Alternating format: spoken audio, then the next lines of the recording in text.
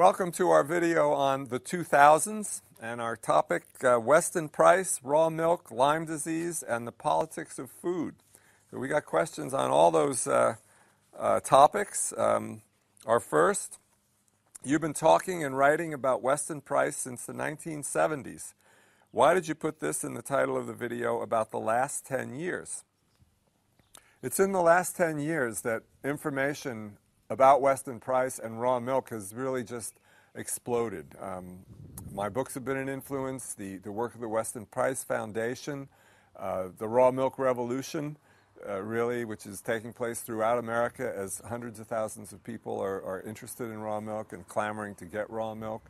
All of this is really the current of the 90s, and we're gonna talk more about that through the rest of this video and as we wrap up the others as well. Okay, continuing in the 2000s. I always thought milk was just for babies. You wrote a book about raw milk. Why is raw milk so important?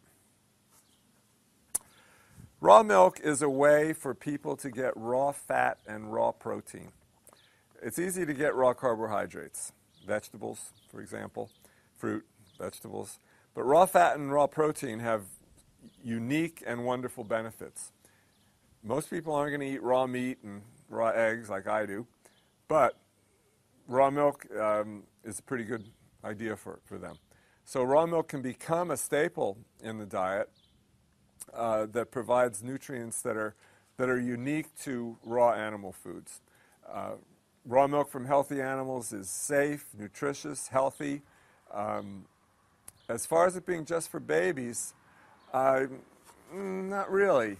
Human beings adapted or developed the genes and the ability to digest dairy products, particularly raw dairy products, as adults some 10, 20,000 years ago.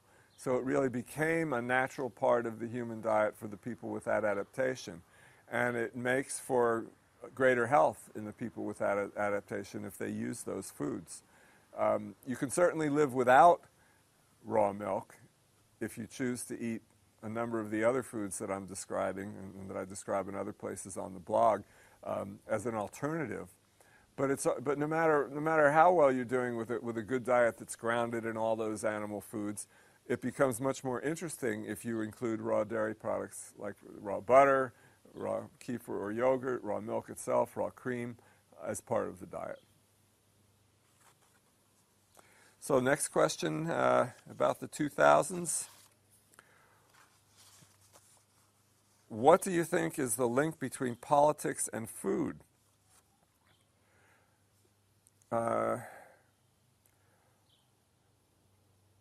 Politics affects food in the sense that politics in America today is primarily a reflection of corporate interest. The way politics operates and the way things run is primarily to reinforce, take care of the desires of the large corporations whose money controls the way things work in the modern world today, including the foods that are available in the supermarket, the foods you see on TV, the foods that are advertised in the papers.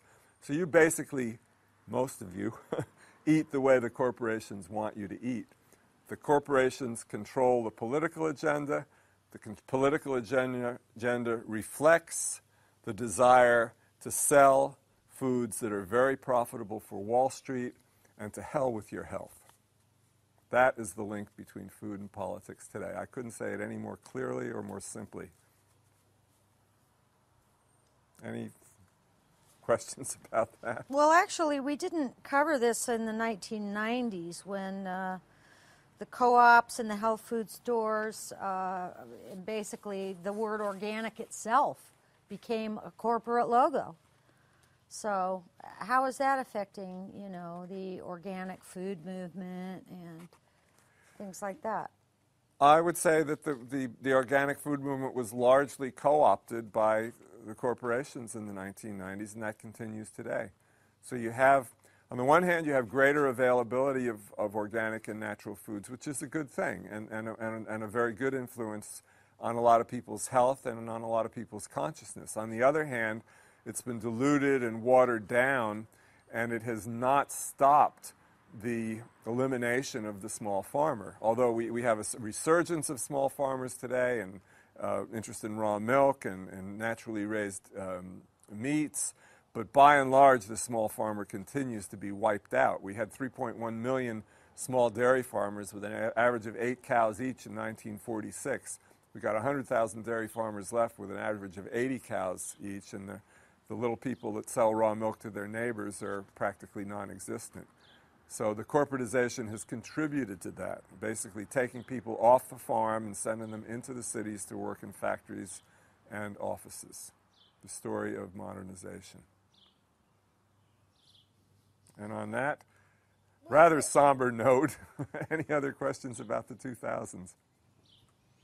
Dr. Ron, you've gone through the decades of your life. If you had started eating a healthy diet when you were a little boy, what would you physically be like today versus what you were on the diet that you did have? I think that diet opens up possibilities. If you get diet right earlier, it makes it possible to do things that you dream about more easily. And there were a lot of things I dreamed about that I couldn't do to the best of my ability because my diet was poor enough to hamper me physically. And I think that happens to a lot of people. It happens physically, and it happens emotionally also, because diet is responsible for mental state. So with the right diet, but it's not too late. I think people can adapt their diet and thus their lives in ways that they make certain decisions then later in life that are appropriate for them to follow up on dreams. And it might be a different dream, but you follow up on your dreams if you're healthy. I mean, there's a big difference between being, say, 65 and feeling like you're on your last 10 years and then you're going to check out, or being 65 and feeling like you're only halfway through and now what the hell am I going to do with the other half? How am I going to have some fun? There's a big difference, really, when you wake up in the morning, and it's based on food. The difference there is based on what you eat, what you teach yourself and discipline yourself to eat. It takes discipline. It takes discipline to live on animal foods and a few vegetables, right? Or a lot of vegetables, really. A big salad and fresh greens and lots of quality animal foods, and the hell with everything else. That's how I eat, and that's how my most successful patients eat, the people who really eliminate problems and get well. And anybody can do that.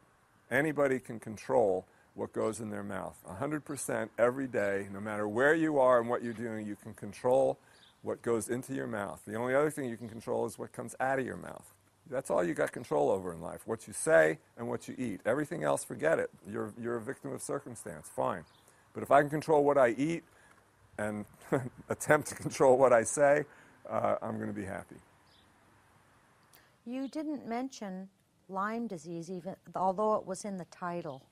So why is it in the title?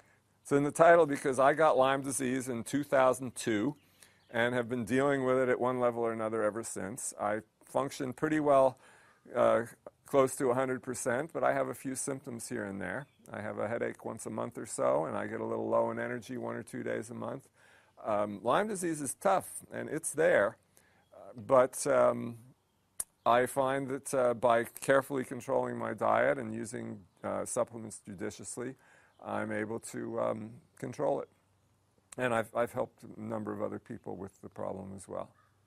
And there are some specific herbs and natural medicines that are very useful that I won't go into here, but people are free to email me or blog me about. Well, thanks for watching. We've got more videos, and we hope you'll watch.